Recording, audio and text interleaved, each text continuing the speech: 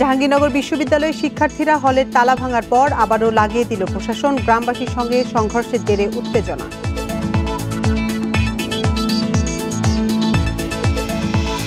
তিন দফা দাবিতে বরিশাল বিশ্ববিদ্যালয়ের শিক্ষার্থীদের সড়ক অবরোধ। 2 শ্রমিক গ্রেপ্তারের প্রতিবাদে 17 রুটে পরিবহন ধর্মঘট।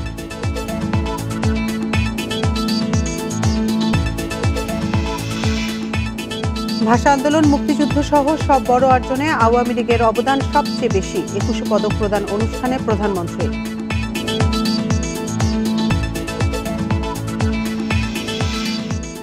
ভাষা শহীদদের শ্রদ্ধা জানাতে সারা দেশে সর্বসাধারণের জন্য প্রস্তুত শহীদ মিনার। স্বাস্থ্যবিধি মেনে শ্রদ্ধা জানানোর আহ্বান প্রশাসনের।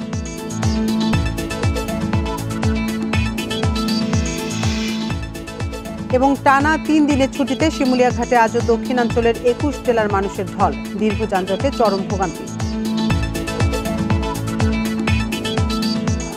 স্বাগত সমগ্র বাংলাদেশ, আপনাদের সাথে আছে আমি আতিফ জামান। শিরোনাম শুনছিলেন, এতক্ষণ চলে যাচ্ছে পুরো খবরে। দ্রুত হল খুলে দেওয়া সহ কয়েকটি দাবিতে জাহাঙ্গীরনগর বিশ্ববিদ্যালয়ে বিক্ষোভ করছেন শিক্ষার্থীরা। এদিকে গ্রামবাসীর সঙ্গে শিক্ষার্থীদের গতকালের সংঘর্ষের ঘটনা মীমাংসায় পুলিশ, বিশ্ববিদ্যালয় প্রশাসন ও গ্রামবাসীর সমঝোতা বৈঠকের কথা রয়েছে। সকালে বিশ্ববিদ্যালয়ের কেন্দ্রীয় শহীদ মিনারের সামনে শিক্ষার্থীরা জড়ো হয়ে বিক্ষোভ শুরু করেন। এ সময় বিভিন্ন আবাসিক হলের তালা ভেঙে ফেলেন তারা। পরে আবারও গেটগুলোতে তালা ঝুলিয়ে দেয় বিশ্ববিদ্যালয় কর্তৃপক্ষ। এরপর তারা অবস্থান নেন উপাচার্যের বাসভবনের সামনে। রাতভর ধাওয়া পাল্টা ধাওয়া ও সংঘর্ষের পর জাহাঙ্গীরনগর বিশ্ববিদ্যালয় ও গেরুয়া এলাকায় পরিস্থিতি শান্ত রয়েছে। সংঘর্ষ এড়াতে মোতায়েন রয়েছে বিপুল সংখ্যক পুলিশ।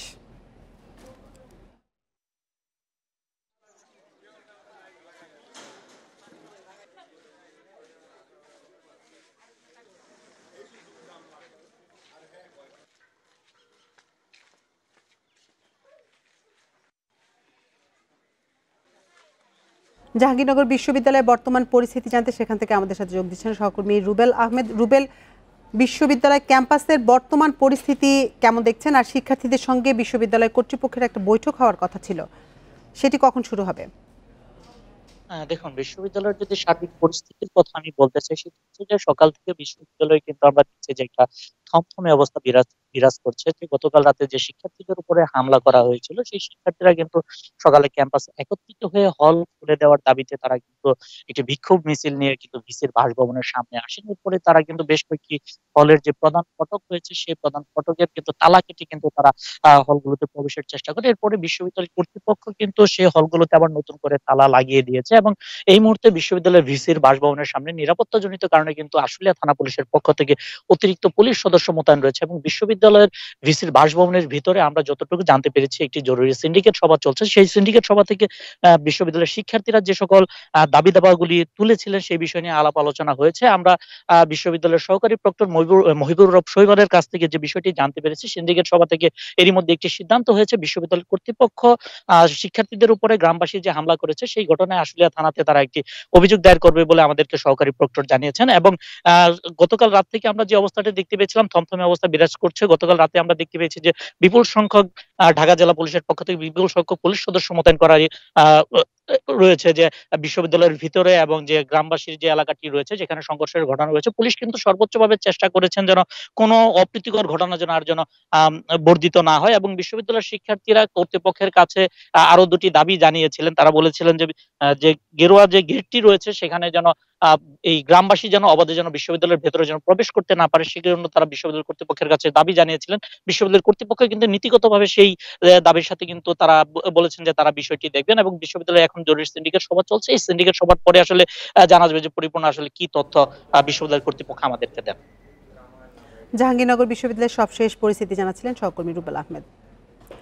বরিশালে শিক্ষার্থীদের উপর হামলার ঘটনায় 2 পরিবহন শ্রমিককে গ্রেপ্তারের প্রতিবাদে দক্ষিণ পশ্চিমে 17 রুটে শুরু হয়েছে পরিবহন ধর্মঘট। এদিকে 3 দফা দাবি না মানায় 14 ঘন্টা আলটিমেটাম শেষে সকাল থেকে মহাসড়ক অবরোধ করে রেখেছে বরিশাল বিশ্ববিদ্যালয়ের শিক্ষার্থীরা। এর ফলে ভোগান্তিতে পড়েন ভোলা, পটুয়াখালী, বরগুনা ও কুয়াকাটাগামী যাত্রীরা। 3 দফা দাবি আদায় না হওয়া পর্যন্ত আন্দোলন চালিয়ে যাওয়ার ঘোষণা দিয়ে মহাসড়কে 3য় দফায় অবরোধ করে বরিশাল বিশ্ববিদ্যালয়ের শিক্ষার্থীরা। হামলার ঘটনায় 2 শ্রমিককে গ্রেপ্তার করা হলেও আন্দোলনরত শিক্ষার্থীদের দাবি, বিশ্ববিদ্যালয় প্রশাসনের কাছে হামলাকারীদের যে তালিকা দেওয়া হয়েছে, তাদের কাউকে আটক না করে লোক দেখানো গ্রেপ্তার করা হয়েছে। আমাদের কিন্তু নামগুলো বলা হয়েছে প্রেস বিজ্ঞপ্তিতে, তো সেই নামগুলো অনুযায়ী সেখানে গ্রেপ্তার হচ্ছে না। বিশ্ববিদ্যালয় প্রশাসন মামলা চেয়েছে, হত্যা চেষ্টা মামলা উল্লেখ করবে এবং আসামিদের নাম উল্লেখ করবে। ততক্ষণ পর্যন্ত আসলে আমাদের আন্দোলন চলবে। হামলার ঘটনায় শুক্রবার মধ্যরাতে এমকে পরিবহনের সুপারভাইজার আবুল বাশার ও সাউথ বেঙ্গল পরিবহনের সহকারী ফিরোজকে গ্রেপ্তার করে পুলিশ। এদের গ্রেপ্তারের প্রতিবাদে শনিবার সকাল থেকে দক্ষিণ পশ্চিমের 17 রুটে পরিবহন ধর্মঘটে ডাক দেয় শ্রমিকরা। আমাদের কোনো শ্রমিক বা আমাদের মালিক সমিতির সেক্রেটারি কোনো গ্যাঞ্জাম বা মারামারিতে যে তাদেরকে মারছে কেউ ছিল না। প্রশাসন যেন অতি সত্বর নিঃশর্তভাবে আমাদের নিরহ শ্রমিকদের আমাদের টার্মিনালে ফিরিয়ে দেয়।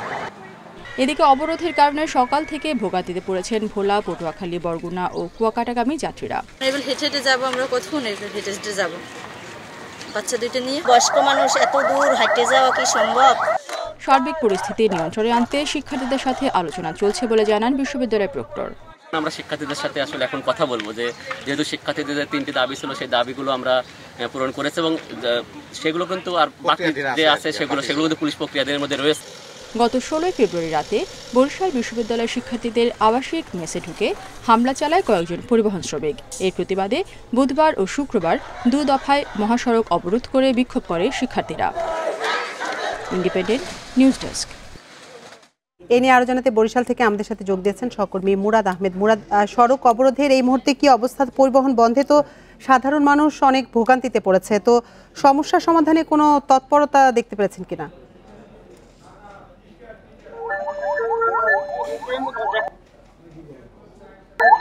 দেখুন, সমস্যা সমাধানে আমি এখন দাঁড়িয়ে আছি বরিশাল বিশ্ববিদ্যালয়ের ঠিক গেটটিতে।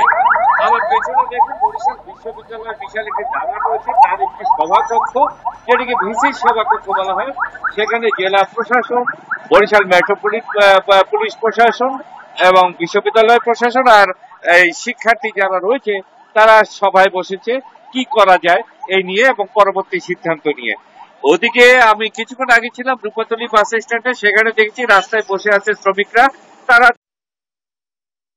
3 জেলার 4 রুটের ধর্মঘট এখন 8 জেলার 17 রুটের ধর্মঘটে পরিণত হয়েছে। আপনি জানেন যে 3 দিনের ছুটিকে কেন্দ্র করে এবার কিন্তু কুয়াকাটায় এখন সর্বোচ্চ পরিমাণ পর্যটক রয়েছেন এবং এই ছুটির সময়টা মৌসুম সেট হয়ে যাওয়ায় বিয়ে শাদীর প্রবণতাও বেশি।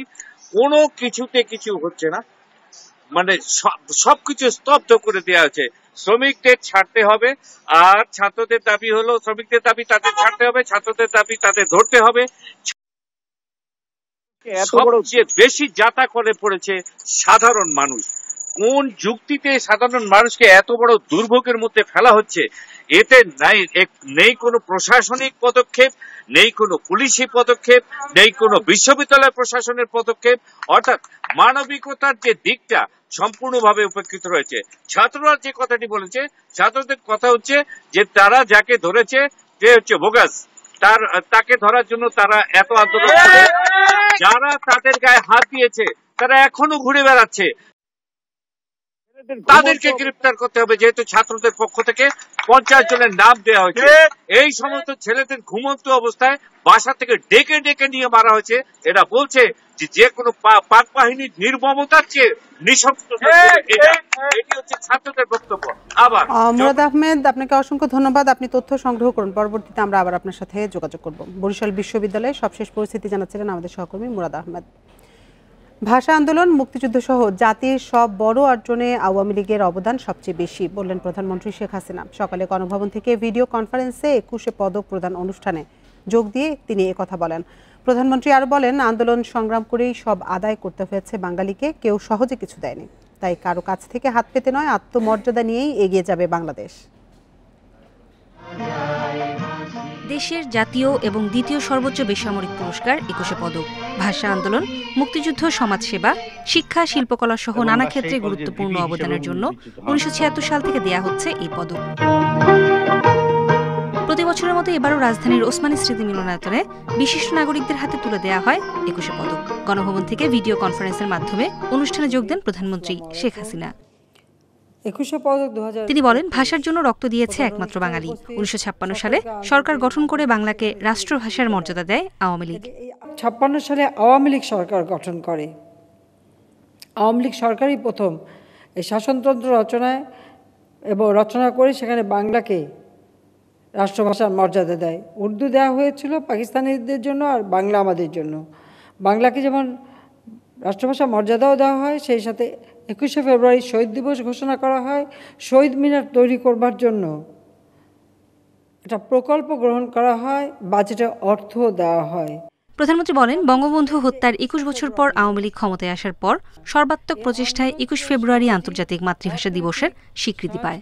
21শে ফেব্রুয়ারিকে আন্তর্জাতিক মাতৃভাষা দিবস হিসেবে প্রতিষ্ঠার জন্য জাতিসংঘে আমরা প্রস্তাব পেশ করলাম এবং এই প্রস্তাবটা পেশ করার সাথে সাথে ইউনেস্কো যেহেতু এটা দায়িত্বে, আমরা আমাদের কাজ শুরু করলাম এবং 99 সালের 17 নভেম্বর ইউনেস্কো 21শে ফেব্রুয়ারিকে আন্তর্জাতিক মাতৃভাষা দিবস হিসেবে স্বীকৃতি প্রদান করে এবং কারো কাছে হাত পেতে নয়, নিজের পায়ে দাঁড়িয়ে আত্মমর্যাদার সঙ্গে এগিয়ে যাবে বাংলাদেশ, এই প্রত্যয় জানান প্রধানমন্ত্রী।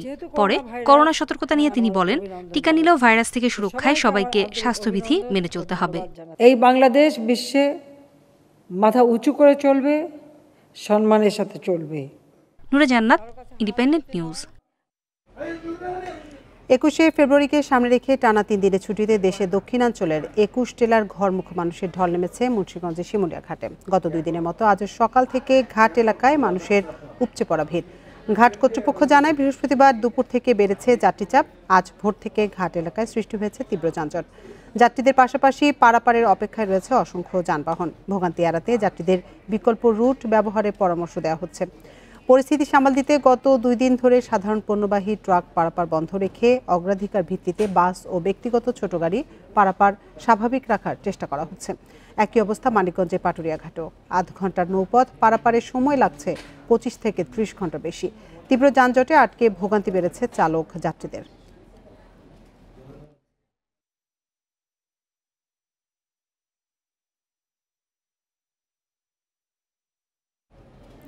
এ নিয়ে আরো জানাতে মুন্সিগঞ্জের শিমুলিয়া ঘাট থেকে আমাদের সাথে যুক্ত হয়েছেন সহকর্মী শুভ ঘোষ। শুভ, ঘাট এলাকায় পারাপারের অপেক্ষায় থাকা যাত্রীদের দুর্ভোগ কেমন দেখছেন?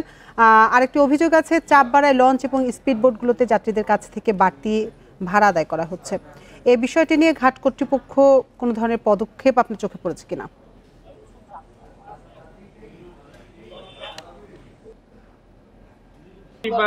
দুপুরের পর থেকেই কিন্তু এই মুন্সিগঞ্জের যে শিমুলিয়া ঘাট রয়েছে সেখানে কিন্তু ছোট বড় সহ অসম্পূর্ণবাহী যানবাহনের চাপ কিন্তু বাড়তে থাকে এবং গতকাল শুক্রবারেও কিন্তু এই চাপ ছিল এবং আজকে শনিবার ভোররাত থেকেও কিন্তু এই চাপ অব্যাহত রয়েছে।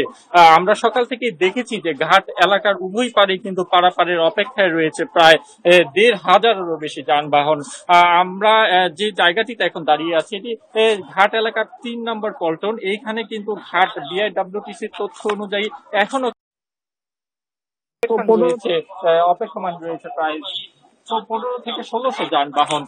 আমরা এই বিষয়টি নিয়ে বিআইডব্লিউটিসির সাথে কথা বলেছি, তারা বলছেন যে সাপ্তাহিক 2 দিন ছুটি এবং 21শে ফেব্রুয়ারি ছুটিকে ঘিরে বেশি হয়ে আসলে ছুটছেন এবং আপনি যেমনটি বলছিলেন যে লঞ্চ এবং স্পিড বোটে অতিরিক্ত ভাড়া নেওয়ার যে অভিযোগের বিষয়টি, এটি বিভিন্ন যাত্রীদের কাছ থেকে আমরা বেশ অনেক অভিযোগ পেয়েছি যে অতিরিক্ত সামলাতে একদিক থেকে যেমন বিআইডব্লিউটিসি এবং বিআইডব্লিউটি ঘাট কর্তৃপক্ষের সংশ্লিষ্টরা হিমশিম খাচ্ছে।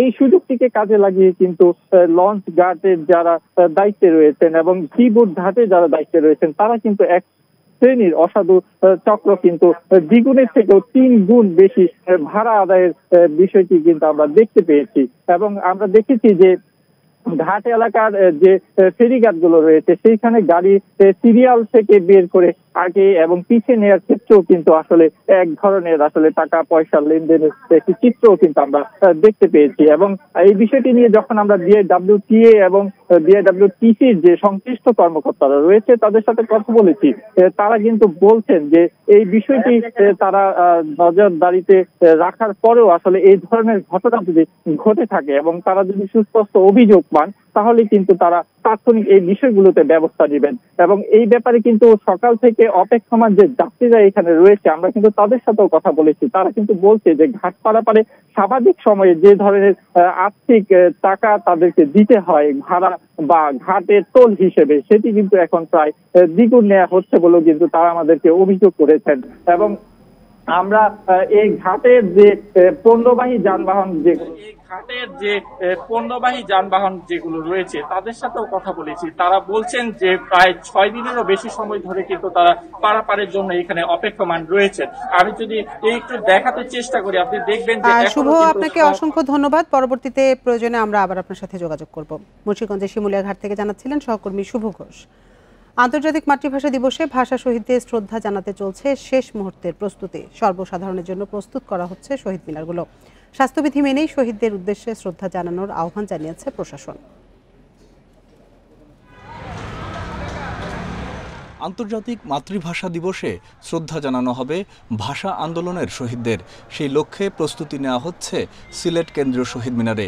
আলোকসজ্জার পাশাপাশি বাড়ানো হয়েছে নিরাপত্তাও। এরই মধ্যে ধুয়ে মুছে ঝকঝকে করে তোলা হয়েছে চট্টগ্রাম কেন্দ্রীয় শহীদ মিনার প্রাঙ্গণ। স্বাস্থ্যবিধি মেনেই শহীদদের উদ্দেশ্যে শ্রদ্ধা জানাতে পারবে সাধারণ মানুষ ও বিভিন্ন সংগঠন। তবে প্রশাসন যাতে বেশি কড়াকড়ি আরোপ না করে সেই আহ্বান অনেকের।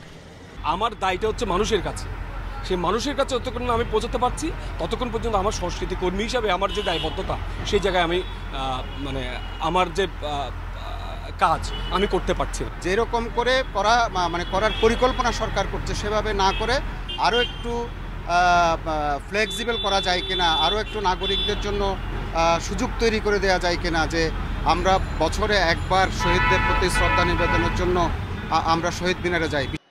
আলোকসজ্জা করা হয়েছে রাজশাহী কলেজ, কোর্ট শহীদ মিনার ও রাজশাহী বিশ্ববিদ্যালয় শহীদ মিনারও।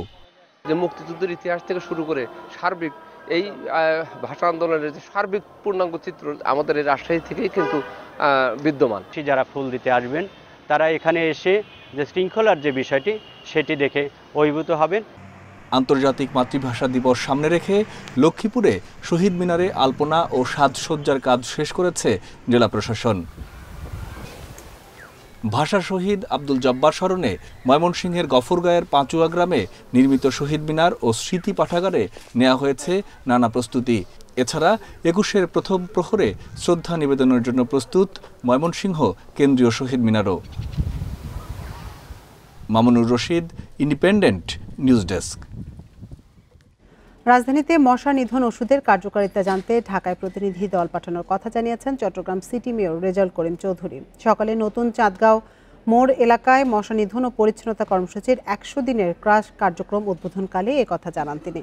জানান মশার বিস্তার যাতে না ঘটে সেই জন্য নালা নর্দমা পরিষ্কার রাখার কাজ করবে সিটি কর্পোরেশন। এছাড়া আগামী ১০০ দিনের মধ্যে খানাখন্দের কারণে যেসব রাস্তায় যান চলাচলের অনুপযোগী হয়ে পড়েছে তা সংস্কার করা হবে।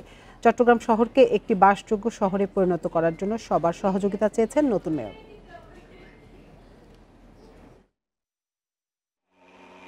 ঢাকার মশক নিধনের জন্য যে মেডিসিন ব্যবহার করা হচ্ছে এগুলা কি মেডিসিন তারা ব্যবহার করছে এবং সচক্ষে দেখে এবং এটার কিভাবে এটা কোন প্রক্রিয়ায় ব্যবহারটা করছে এটা দেখে এসে আমরা ওইটা যদি কার্যকরী হয় আমরা সেটাও এখানে ব্যবহার করব। নারায়ণগঞ্জের সোনারগাঁয়ে আধিপত্য বিস্তার নিয়ে দুই দল গ্রামবাসীর সংঘর্ষে একজন নিহত হয়েছেন। এ ঘটনায় নারী ও শিশুসহ আহত হয়েছেন আরও ৩০ জন। দুপুরে উপজেলার নয়াগাঁও গ্রামে এ ঘটনা ঘটে। স্থানীয়রা জানায় উপজেলার পিরোজপুর ইউনিয়নের নয়াগাঁও গ্রামে আধিপত্য বিস্তারকে কেন্দ্র করে স্থানীয় আলাউদ্দিন ও সাদিকের সমর্থকদের সংঘর্ষ বাধে। শুক্রবার রাত থেকে আজ দুপুর পর্যন্ত দফায় দফায় চলা সংঘর্ষে আহত হন নারী শিশুসহ অন্তত ৩০ জন। এ সময় বাড়িঘর ও দোকানপাট ভাঙচুর ও লুটপাটের ঘটনাও ঘটে। পুলিশ জানিয়েছে এই ঘটনায় ২ জনকে আটক করা হয়েছে। পরিস্থিতি নিয়ন্ত্রণে অতিরিক্ত পুলিশ মোতায়েন করা হয়েছে।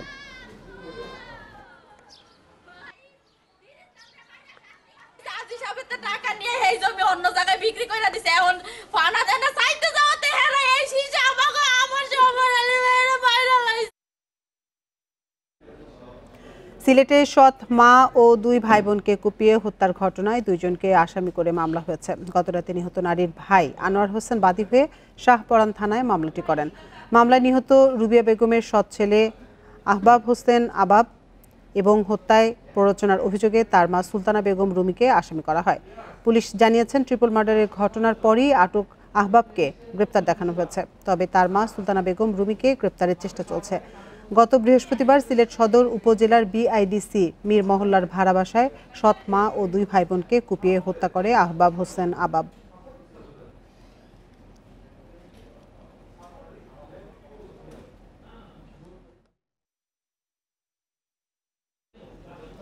চট্টগ্রামের আনোয়ারায় আধিপত্যের জেরে প্রতিপক্ষের ছুরিকাঘাতে আশরাফ উদ্দিন নামে এক ছাত্রলীগ কর্মী নিহত হয়েছেন। গতরাতে উপজেলার জয়কালী বাজারে এ ঘটনা ঘটে। নিহত আশরাফ উদ্দিনের বাড়ি নোয়াখালীর মাইজদিতে। আশরাফ দিলওয়ারা জাহান কলেজের অনার্স দ্বিতীয় বর্ষের শিক্ষার্থী ছিলেন। পুলিশ জানিয়েছে, দীর্ঘদিন ধরে এলাকার আধিপত্য নিয়ে স্থানীয় নয়ন ও আসিফ গ্রুপের মধ্যে বিরোধ চলছিল। এর জেরে রাতে আসিফ গ্রুপের সমর্থক আশরাফকে ছুরিকাঘাত করে প্রতিপক্ষরা। গুরুতর অবস্থায় চট্টগ্রাম মেডিকেলে নেওয়া হলে চিকিৎসক তাকে মৃত ঘোষণা করেন। ঘটনার পর থেকে পলাতক রয়েছেন নয়ন। আমাদের একটা পলিটিক্যাল আড্ডা হয় সন্ধ্যার দিকে, আমরা ওখানে বসি, আমরা চাটা খাই।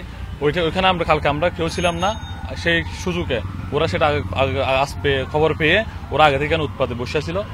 সুষ্ঠু তদন্তপূর্বক যারা প্রকৃত আসামি, যারা এই হত্যাকাণ্ডের সাথে জড়িত, তাদের গ্রেপ্তার পূর্বক শাস্তি দাবি করতেছে। ঝিনাইদহের কালীগঞ্জে মাদকাসক্তের ছুরিকাঘাতে ইসরাফিল হোসেন নামে এক যুবক খুন হয়েছেন। গতরাতে শহরের শিবনগর এলাকায় এ ঘটনা ঘটে। পুলিশ জানায়, রাত 11:30টার দিকে শিবনগর এলাকার রানা হোসেন নামের এক যুবক মদ পান করে বাড়ির পাশে মাতলামি করছিল। এ সময় একই এলাকার ইসরাফিল তাকে বাধা দেয়। এ নিয়ে কথা কাটাকাটির এক পর্যায়ে রানা ইসরাফিলকে ধারালো ছুরি দিয়ে এলোপাতাড়ি কুপিয়ে পালিয়ে যায়। স্থানীয়রা তাকে উদ্ধার করে কালীগঞ্জ উপজেলা স্বাস্থ্য কমপ্লেক্সে নিলে চিকিৎসক মৃত ঘোষণা করেন। রাতেই অভিযান চালিয়ে মাদকাসক্ত রানাকে আটক করা হয়েছে।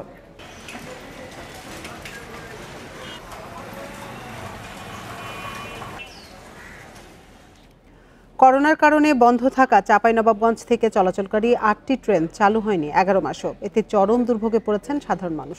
তারা বলছেন, সবকিছু স্বাভাবিক হলেও ট্রেন বন্ধ রাখা অযৌক্তিক।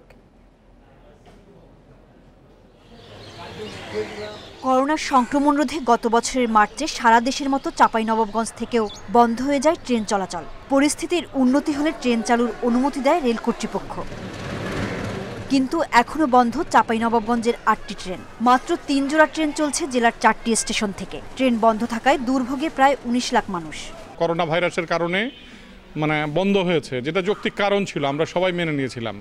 এখন যে কারণে ট্রেনগুলি বন্ধ আছে, আমরা পদ্মার অন্তরালে কি হচ্ছে জানি না, কিন্তু কোনো যৌক্তিক কোনো কারণ নাই, যেগুলি অতি দ্রুত খোলা দরকার। ট্রেন এমনই একটা জিনিস, অল্প মূল্যে এবং ছাত্রদের জন্য অনেক সুবিধা হয়। যাওয়া আসা, এই যে রহনপুর থেকে ছাত্ররা যায়, সরাসরি রাজশাহী যেতে পারে। সমস্ত ক্ষেত্রেই কিন্তু একটা স্বাভাবিক অবস্থা বিরাজ করছে। সেক্ষেত্রে হয় নট, কেন এই ট্রেন চালু হবে না? বন্ধ ট্রেনগুলো চালুর দাবিতে এরই মধ্যে মানববন্ধন, সংবাদ সম্মেলন সহ নানা কর্মসূচি পালন করেছে এলাকার লোকজন। কিন্তু ট্রেনগুলো কখন চালু হবে তার কোনো নিশ্চয়তা দিতে পারেননি রেলওয়ের এই কর্মকর্তা। মোট 4 জোড়া ট্রেন এখন বন্ধ রয়েছে। এই 4 জোড়া ট্রেন চলাচল করবে কি করবে না এ সম্পর্কে আমার এখনও কিছু জানা নাই। ঊর্ধ্বতন কর্তৃপক্ষের বিষয়, এবং ঊর্ধ্বতন কর্তৃপক্ষের কোনো বিষয় আমাদের নিম্ন স্তর পর্যন্ত এসে পৌঁছায় না। দ্রুত ট্রেন চালু করা না হলে বৃহত্তর আন্দোলনের হুঁশিয়ারি দিয়েছে নাগরিক কমিটি। Independent news desk. পৌর মেয়র আব্দুল কাদের মির্জা ডাকে নোয়াখালীর কোম্পানিগঞ্জে আধাবেলা হরতাল পালিত হয়েছে। এর মধ্যে হরতালের সমর্থনে কোম্পানিগঞ্জ সদর, বসুরহাট সহ বেশ কয়েকটি স্থানে মিছিল ও পিকেটিং করে হরতাল সমর্থকরা। স্থানীয়রা জানান, সকাল থেকে আব্দুল কাদের মির্জার নেতৃত্বে তার সমর্থকরা বেশ কয়েকটি সড়কে গাছ ফেলে অবরোধ করে। পরে অগ্নিসংযোগের ঘটনা ঘটায়। সে সময় যানবাহন চলাচলে প্রতিবন্ধকতার সৃষ্টি হয়। পরে জেলার অতিরিক্ত পুলিশ ও র্যাব সদস্যরা পরিস্থিতি নিয়ন্ত্রণে আনে। সকাল সন্ধ্যা হরতালের ঘোষণা দেওয়া হলেও শেষ পর্যন্ত জাতীয় বিশ্ববিদ্যালয়ের পরীক্ষার কারণে তা আধাবেলা পর্যন্ত পালন করেন তারা।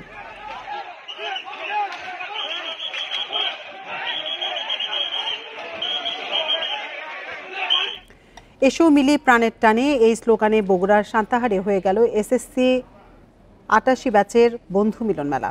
সকালে বেলুন উড়িয়ে এর উদ্বোধন করেন অনলাইন প্ল্যাটফর্ম এসএসসি 1988 বিডির অ্যাডমিন তারেক জামান, রুহুল কুদ্দুস রুবেল ও আরশাদ হোসেন। পরে একে একে দেশ বিদেশের 5 শতাধিক বন্ধু অংশ নেন এই অনুষ্ঠানে। এ সময় তারা স্কুল জীবনের নানা স্মৃতি তুলে ধরেন। অনুষ্ঠান জুড়ে ছিল মনোজ্ঞ সাংস্কৃতিক পরিবেশনা, আলোচনার পাশাপাশি বর্ণাঢ্য র্যালি।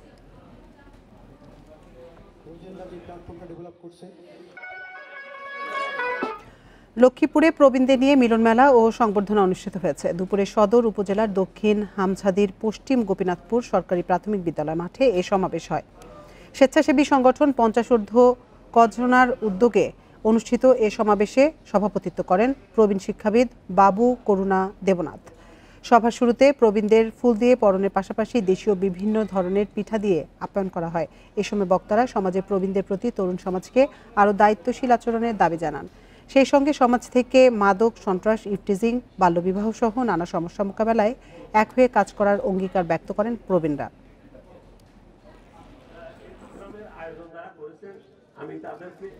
করোনা ঝুঁকিতে পর্যটক শূন্য থাকার পরেই প্রথম দর্শনার্থীদের ব্যাপক সমাগম দেখা গেছে দেশের বিভিন্ন পর্যটন কেন্দ্রে।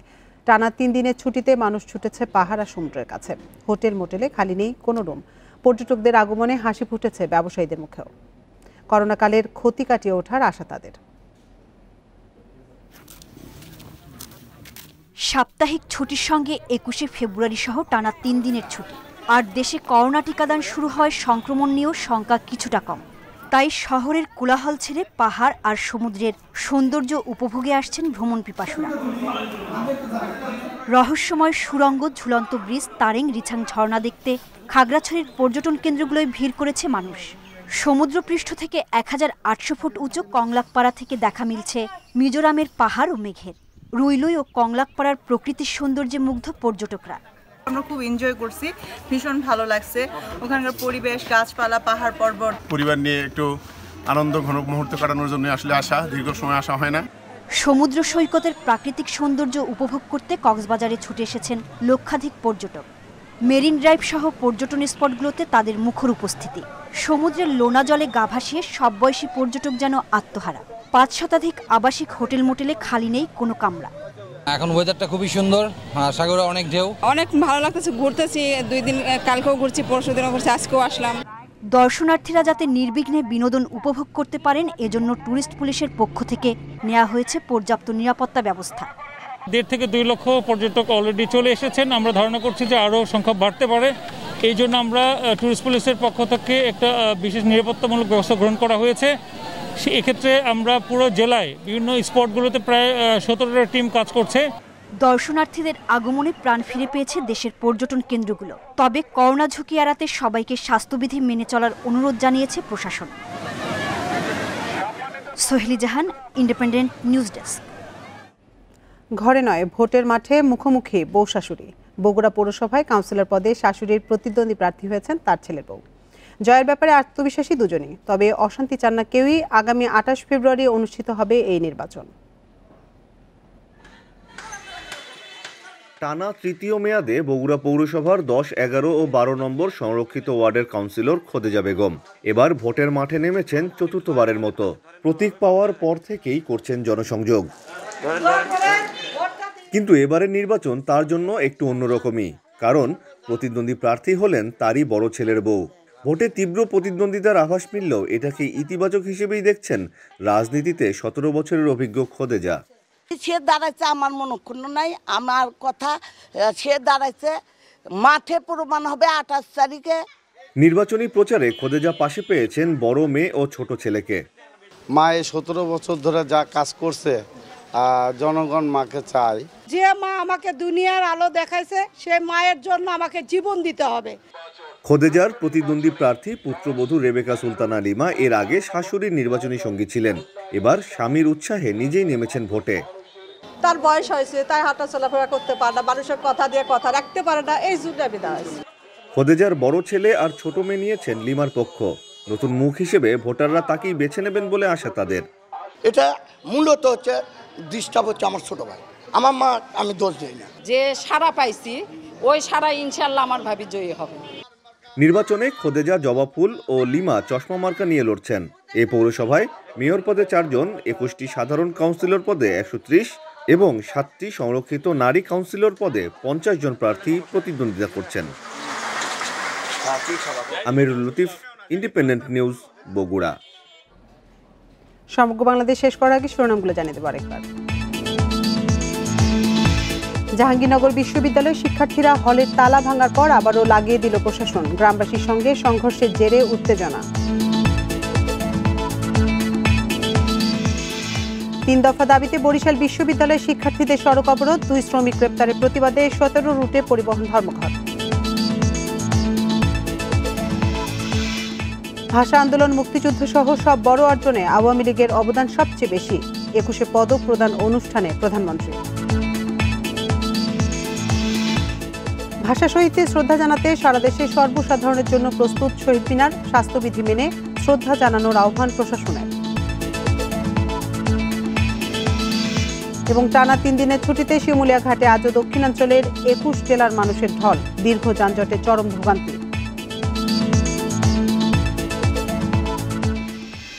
এই ছিল সমগ্র বাংলাদেশের আজকের আয়োজনে। ইন্ডিপেন্ডেন্ট টেলিভিশনের সব খবরের বিস্তারিত জানতে চোখ রাখুন ফেসবুক, ইউটিউব এবং টুইটারে। সাথে থাকার জন্য ধন্যবাদ সবাইকে।